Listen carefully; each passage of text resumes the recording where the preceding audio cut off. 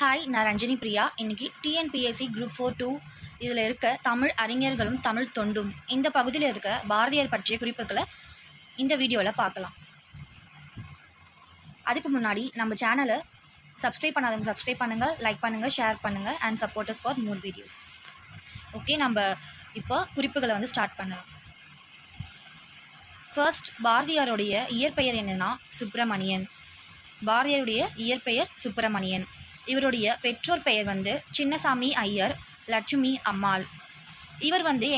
இவருடைய பிறந்த தேதி என்னன்னா 11/12/1882 எட்டயபுரத்தில் இவர் பிறந்தார். இவருடைய இறப்பு 11/9/1921.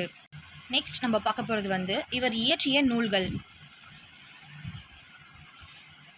பாரதியார் இயற்றிய சில நூல்கள் இங்கே குறிப்புகளாக கொடுத்துருக்காங்க.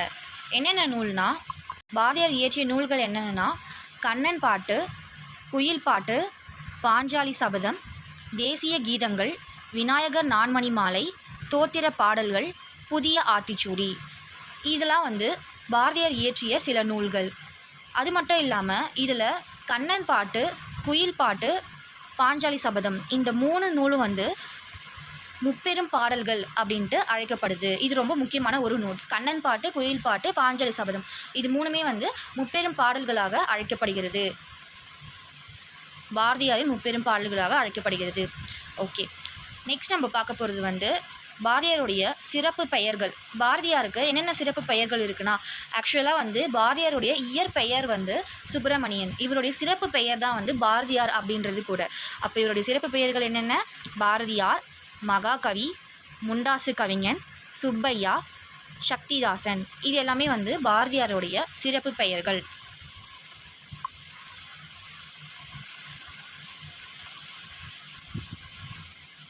ஓகே, நெக்ஸ்ட் பாரதியாருக்கு என்னென்ன மொழிகள் தெரியும் அப்படின்றத பார்க்கலாம். பாரதியார் அறிந்த மொழிகள் தமிழ், ஆங்கிலம், ஹிந்தி, சமஸ்கிருதம், வங்காளம். பாரதியாருக்கு தமிழ், ஆங்கிலம், ஹிந்தி, சமஸ்கிருதம், வங்காளம் இந்த மொழிகள்லாம் தெரியும். பாரதியார் எந்தெந்த இதழ்களில் இதழ் ஆசிரியராக பணியாற்றியிருக்காரு அப்படின்றத பார்க்கலாம். நெக்ஸ்ட், எந்தெந்த இதழ்கள்னா சுதேசமித்ரன் என்ற இதழில் உதவி ஆசிரியராக பணியாற்றியிருக்கார் பாரதியார். அதுக்கப்புறம் சக்கரவர்த்தினி என்ற மகளிர் மாத இதழில் இவர் ஆசிரியராக பணியாற்றியிருக்கார். அதுக்கப்புறம் இந்தியா என்ற வார இதழில் இவர் ஆசிரியராக பணியாற்றியிருக்கார். மேலும் சூரியோதயம், கர்மயோகி, தர்மம் போன்ற இதழ்கள்லையும் இவர் இதழ் ஆசிரியராக பணியாற்றியிருக்காரு. அதுக்கப்புறம் 20ஆம் நூற்றாண்டின் இணையற்ற கவிஞராக போற்றப்படுகிறார். அதுக்கப்புறம் இவர் இளமையிலேயே சிறப்பாக கவிப்பாடும் திறன் பெற்றவராக இருந்திருக்காரு. நெக்ஸ்ட் எட்டயபுர மன்னரால் பாரதி என்னும் பட்டம் வழங்கி சிறப்பிக்கப்பட்டார்.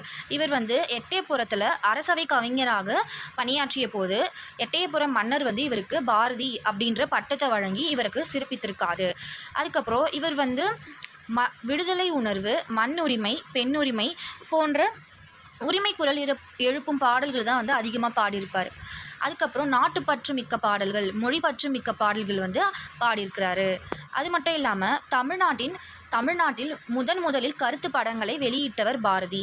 தமிழ்நாட்டில் ஃபஸ்ட்டு கருத்து படங்கள் அப்படின்றத இதழ்களில் வெளியிட்டவர் யாருன்னா பாரதியார். நெக்ஸ்ட், இவர் ஆங்கிலேயர் ஆட்சியின் குறைகளை இந்தியா என்னும் இதழில் கேலி சித்திரங்களின் மூலம் வெளியிட்டார். ஆங்கிலேயர் ஆட்சி செய்த போது தானே பாரதியாருடைய காலம் இருந்தது. அதனால் அவர் என்ன பண்ணியிருக்காருனா, இந்தியா அப்படின்ற இதழில் ஆங்கிலேயருடைய ஆட்சியின் குறைகளை கேலி சித்திரங்களாக அவர் வெளியிட்டிருக்காரு. நெக்ஸ்ட் தமிழக அரசு எட்டயபுரத்தில் மணிமண்டபம் எழுப்பியும் எட்டயபுரம் மற்றும் திருவல்லிக்கேணி வீடுகளை நினைவு இல்லமாக மாற்றியும் பெருமைப்படுத்தியுள்ளது. தமிழக அரசு இவருடைய தொண்டுகளை பாராட்டி எட்டயபுரத்தில் மணிமண்டபம் கட்டியிருக்காங்க. அது மட்டும் இல்லாமல் எட்டயபுரம் மற்றும் திருவல்லிக்கேணி ஆகிய ஊரில் இருக்கிற அவருடைய வீடுகள் இருக்குல்ல, பாரதியாருடைய வீடுகள், அந்த வீடுகளை நினைவு இல்லங்களாக மாற்றி பெருமைப்படுத்தியுள்ளது. இது